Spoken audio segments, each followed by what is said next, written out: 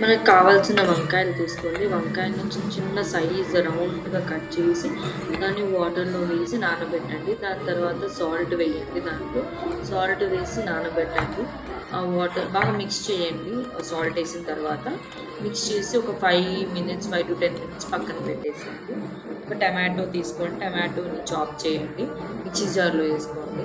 దాని తర్వాత జస్ట్ ఒక చిన్న పీసు అల్లం ఏసుకొని, ఇంకొకటి 5, 6 వెల్లుల్లి రెబ్బలు అందులో ఏసేసి, దాని తర్వాత 2 టీ స్పూన్స్ ఆఫ్ జీలకర్ర వేసి, దాన్ని బాగా మెత్తగా పేస్ట్ రప్పించిన తర్వాత, ఆ పేస్ట్‌ని పక్కన పెట్టుకోండి. తర్వాత మనకు యూజ్ అయితే చెప్తాను యూజ్ చేయండి.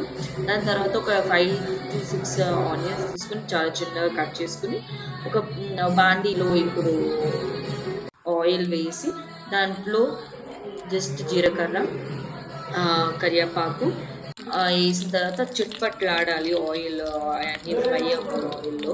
దాని తర్వాత మనం ఏదైతే పోసి పెట్టుకున్నామో ఆ ఆనియన్స్ అనేది ఇందులో వేసి బాగా వేయించండి. వేయించిన తర్వాత ఆనియన్స్ అనేది బ్రౌనిష్ కలర్ అయిన తర్వాత ఏదైతే మనం ఇందాక ప్యూరీ చేసుకున్నాం కదా టమాటోది, అది ఇందులో వేసేసి కొంచెం జస్ట్ ఒక ఫ్రై అయినట్టు అనిపించిన తర్వాత దాంట్లో ఒక స్పూన్ ఆఫ్ కారం, పసుపు, ఇంకా సాల్ట్ ఏసి బాగా మిక్స్ చేయండి.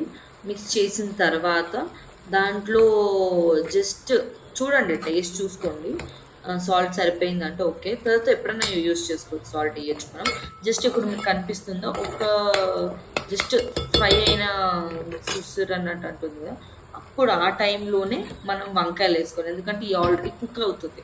ఏదైతే మనం ఇంగ్రీడియెంట్స్ ఏసామో అది ఆల్రెడీ కుక్ అయిన తర్వాత ఇది వంకాయలు అందులో ఏస్తే బాగా కుక్ అవుతది. సో, ఏసిన తర్వాత అదే చూసారా ఇప్పుడు ఆ వంకాయలు తెల్లగా కనిపిస్తుంది. ఎందుకనుకున్నారు? ఇందాక మనం సాల్ట్ ఏసాం కాబట్టి. అదే సాల్ట్ వేయకపోతే ఆ కలర్ అనేది వేరే కలర్ అవుతది. సో, ఇప్పుడు వంకాయలు తెల్లగున్నాయి. తెల్లగా ఇది జస్ట్ కొంచెం సేపు ఒక 5 మినిట్స్ దాన్ని మగ్గించిన తర్వాత ఇలా అవుతుంది.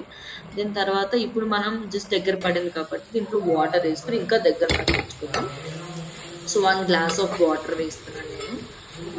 ఏసిన తర్వాత దాన్ని జస్ట్ తిప్పేసిన తర్వాత ఒక మూత పెట్టేసి ఒక 5-10 మినిట్స్ ఆ దగ్గర పడే వరకు మనం కుక్ చేద్దాం. చేసిన తర్వాత ఇప్పుడు ఒక 5 మినిట్స్ మనం పెట్టేద్దాం మూత. యెస్. ఇప్పుడు మనకి జస్ట్ 5-10 మినిట్స్ అయిన తర్వాత వాటర్ అనేవన్నీ ఇంకిపోయి కర్రీ అనేది థిక్ కన్సిస్టెన్సీలో వస్తుంది. దాన్ని ఇప్పుడు మనం ఒక 1 స్పూన్ ఆఫ్ గరం మసాలా, ఏదైనా చికెన్ మసాలా, గరం మసాలా మీ ఇష్టం వచ్చింది వేసుకోండి. స్పైసీ కొంచెమే వేసిన తర్వాత ఇప్పుడు నేను మీకు కనిపిస్తుందో కొత్తిమీర, కరివేపాకు ఏదన్నా వేసుకోండి. వేసుకున్న తర్వాత ఇప్పుడు అయిపోయిన కర్రీ సర్వ్ చేసుకోండి. తినేయండి మంచిగా. This is the curry.